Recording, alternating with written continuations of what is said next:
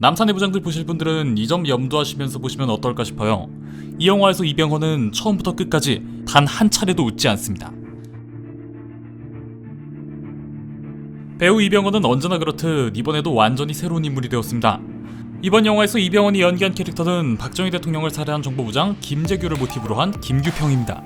김규평은 실제 모티브로 삼은 인물이 그러했듯 한 나라의 최고 권력자를 모시는 충직한 2인자로 등장하여 어떤 선택이 옳은가에 대해 끊임없이 고뇌하고 갈등하는 캐릭터로 그려집니다. 이 영화는 그런 내적 갈등으로 괴로워하는 김규평의 입장에서 국가 최고 권력자가 총탄을 맞고 쓰러지기까지의 40일을 역사적 상상력을 가미하여 재구성한 작품인데요. 이 작품에서 이병헌이 보여준 연기력은 역시나였습니다. 최근까지도 크고 작은 이슈의 중심이 되는 논란의 배우이지만 연기력 하나만큼은 논란의 여지가 없네요. 다른 배우였다면 진작에 영화에서 얼굴 보기 힘들었겠지만 역시나 이 영화를 보고 다시 한번 알 수 있었습니다. 이 배우는 대체 불가라는 걸요. 그리고 오랜만에 이 영화를 통해서 지난 미투 이슈로 인해 한동안 영화에서 볼 수 없었던 배우 곽도원을 만날 수 있었던 점도 참 반가웠습니다. 억울한 무고로 인해 그동안 보여주지 못했던 연기력을 마음껏 보여줄 수 있는 작품이어서 배우 본인에게도 기쁜 작품이 되지 않았을까 싶네요. 배우 이병헌 못지않은 극의 몰입을 극대화시켜주는 역시나 훌륭한 연기였다고 생각합니다. 사실 저는 이 영화에 대해 별다른 정보를 사전에 찾아보고 가지 않았습니다. 그래서 저는 박 대통령을 연기한 배우가 누구인지도 모르고 갔어요. 이전까지 여러 작품들에서 박 대통령을 연기한 배우들이 많았지만 사실 그렇게 똑같은지도 모르겠고 하는 연기도 너무 실제 인물을 따라하려고 애쓴다는 느낌을 받아왔습니다. 하지만 이 영화에서 박 대통령을 연기한 배우는 너무 박정희스럽지도 않으면서 정말 최고 권력자 박정희 같다는 느낌을 받았습니다. 너무 이 배역을 완벽하게 자신의 것으로 만들어 소화하고 그게 긴장감을 높여주었던 이 박 대통령을 연기한 연기자가 누구인지를 엔딩 크레딧이 올라가면서 확인하게 된 저는 정말 깜짝 놀랐습니다. 배우 이성민이 이 박 대통령이었단 걸 영화 보는 내내 전혀 몰랐거든요. 극을 이끌어가는 김재평 역의 이병헌도 이병헌이지만 이 영화의 처음이자 끝이라 해도 과언이 아닌 이 박 대통령을 연기하여 중심을 잡은 이성민 배우가 새삼 대단하다고 느껴졌습니다. 김규평이란 이름에서 알 수 있듯이 이 작품에선 실제 사건의 인물들의 이름이 조금씩 바뀌었습니다. 제가 본 게 맞다면 김영삼 전 대통령 말고는 모든 인물들의 이름이 바뀌었는데요.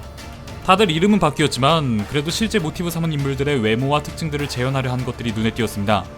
그런데 차지철 경호실장을 모티브로 한 곽상천만은 특히나 그 갭이 컸던 것 같은데요. 이 경호실장 곽상천은 배우 이희준이 연기했습니다. 한눈에 봐도 너무나 느낌이 다르죠.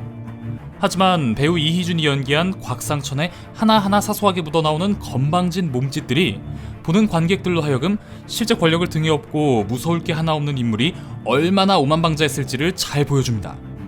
외모는 정말 다르지만 박 대통령 바로 옆에 붙어서 걸어가는 경호실장 곽상천의 모습에서 제가 본 적도 없는 실제 차지철의 모습이 겹쳐 보이기까지 한 연기였습니다. 이희준의 짜증나는 연기가 아니었다면 관객들은 이병헌이 연기한 김규평의 심정에 몰입되지 않았을 겁니다. 이 영화는 기대했던 대로 장면들마다 상황에 맞는 명대사들이 터집니다. 그리고 그 명대사들 중 상당수가 이 영화를 위해 감독과 작가가 만들어낸 대사가 아니라 실제 역사에 남아있는 그 순간들에 나왔던 진짜라는 것이 더 놀라울 지경이죠. 카카, 정치를 좀 대국적으로 하십시오. 개인적으로 김규평이 몰래 옆방에 숨어들어 박 대통령을 도청하는 장면, 그리고 박 대통령과 곽상천을 살해하는 장면이 정말 긴장감 있게 잘 연출되었다고 생각합니다. 특히나 마지막 김규평의 박 대통령 살해씬은 총을 쏘면서부터 모든 일이 끝나고 궁정동을 나서며 멀어지는 뒷모습이 나올 때까지 모두 다 단 한 컷의 롱테이크로 연출되었습니다. 이 장면이 정말 옆에서 보는 것과 같이 현장감 넘치는 데에는 이 롱테이크 연출이 가장 주요했다고 생각합니다. 단 한 번도 끊이지 않고 이 장면을 어떻게 연출했을까도 정말 대단하지만 자칫 잘못하면 지루해질 수 있는 이 장면에서 긴장감을 준 발터 PPK가 격발 중 분량이 나는 장면, 그래서 총을 받고 와서 숨어있던 경호실장을 죽이고 확실하게 박 대통령의 머리를 쏘아 확인 사살했다는 게 그냥 영화적 상황 연출이 아니라 실제 역사적 사실이었다는 점이 더 영화 같다고 생각되네요. 이 영화의 주내용은 김재규가 박정희 전 대통령을 살해한 역사적 사실을 바탕으로 합니다. 박정희 전 대통령은 공과 과가 극명한 실제했던 역사적 인물이죠.